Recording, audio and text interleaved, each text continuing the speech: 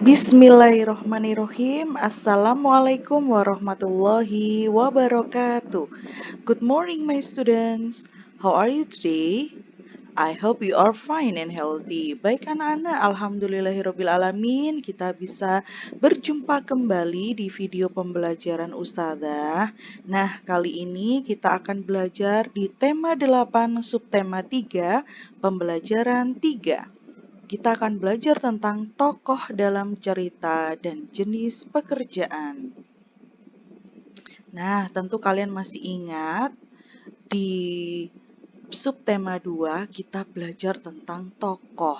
Nah, apa sih tokoh itu? Nah, kita coba lihat. Tokoh adalah orang yang menggambarkan suatu peristiwa dalam sebuah cerita yang diperankan. Pada dasarnya, tokoh dibedakan menjadi dua, yaitu tokoh utama dan tokoh tambahan, atau yang biasa disebut dengan tokoh pembantu. Tokoh utama adalah tokoh yang memiliki peranan penting dalam suatu cerita. Tokoh utama paling banyak diceritakan, baik sebagai pelaku kejadian maupun yang dikenai kejadian.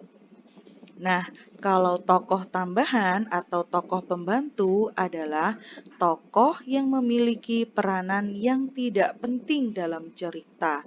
Kehadiran tokoh pembantu sekedar menunjang tokoh utama. Tokoh juga dapat dibedakan berdasarkan peran tokoh dalam sebuah cerita, yaitu tokoh protagonis dan antagonis. Nah, tentu kalian masih ingat. Kira-kira ada yang masih ingat nggak ya? Apa itu protagonis dan apa itu antagonis? Nah, tokoh protagonis adalah tokoh yang memiliki watak baik sehingga disenangi dan dikagumi pembaca. Protagonis adalah pelaku yang memiliki watak yang baik sehingga disenangi oleh pembaca. Nah, kalau sedangkan tokoh antagonis adalah tokoh yang tidak disenangi oleh pembaca karena perannya yang tidak sesuai atau yang tidak seperti yang dimau oleh pembaca. Tokoh antagonis ini menjadi penyebab timbulnya konflik dan ketegangan yang dialami tokoh protagonis. Antagonis adalah pelaku yang tidak disenangi oleh pembaca yang tidak sesuai dengan isi cerita yang dimau oleh pembaca. Nah, itu tadi anak-anak penjelasan mengenai tokoh. Jadi tokoh dalam cerita itu ada yang namanya tokoh utama dan tokoh tambahan. Berikutnya, Ustazah akan menjelaskan mengenai perbedaan karakteristik individu. Masyarakat Indonesia merupakan masyarakat plural atau majemuk, artinya masyarakat Indonesia terdiri atas beragam karakteristik yang berbeda antara masyarakat yang satu dengan masyarakat yang lain. Masyarakat Indonesia memiliki karakteristik yang beragam. Setiap suku mempunyai karakter dan kebiasaan yang berbeda-beda. Karakteristik adalah karakter dan gaya hidup seseorang serta nilai-nilai yang berkembang secara teratur sehingga tingkah laku menjadi lebih konsisten dan mudah diperhatikan.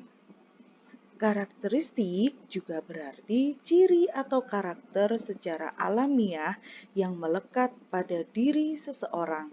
Nah, itu adalah pengertian paling sederhana dari karakteristik. Karakteristik individu dalam masyarakat Indonesia beragam jenisnya, di antara lain dari segi fisik, jenis kegemaran, pekerjaan, ras, suku, pengetahuan, serta agama atau kepercayaan. Keragaman karakteristik masyarakat Indonesia bukan penghambat persatuan dan kesatuan bangsa Indonesia.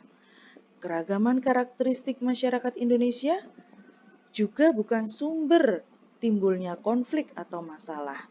Kita sebagai warga negara Indonesia hendaknya saling menghormati perbedaan karakteristik antar masyarakat. Beberapa manfaat atas keragaman karakteristik masyarakat Indonesia. Yang pertama, dapat belajar saling menghargai karakter setiap individu. Manfaat yang kedua, dapat bersosialisasi. Manfaat ketiga, belajar toleransi. Manfaat keempat, saling melengkapi sesama individu. Dan manfaat yang kelima adalah hidup rukun dalam masyarakat.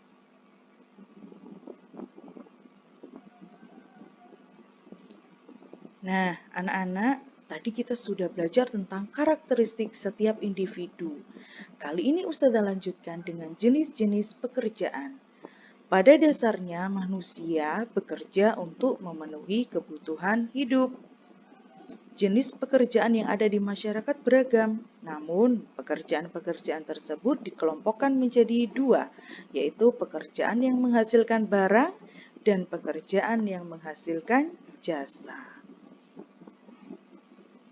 Nah, kali ini untuk pertama, Ustazah akan menjelaskan mengenai pekerjaan yang menghasilkan barang. Pekerjaan yang menghasilkan barang adalah pekerjaan yang menghasilkan suatu barang yang bisa dipergunakan oleh seseorang. Contohnya, petani menghasilkan padi, nelayan menghasilkan ikan, peternak menghasilkan daging, susu, dan wol. Nah, berikutnya di penjelasan yang kedua, Ustazah akan menjelaskan mengenai pekerjaan yang menghasilkan jasa. Tadi yang pertama adalah pekerjaan yang menghasilkan barang, yang kedua adalah pekerjaan yang menghasilkan jasa.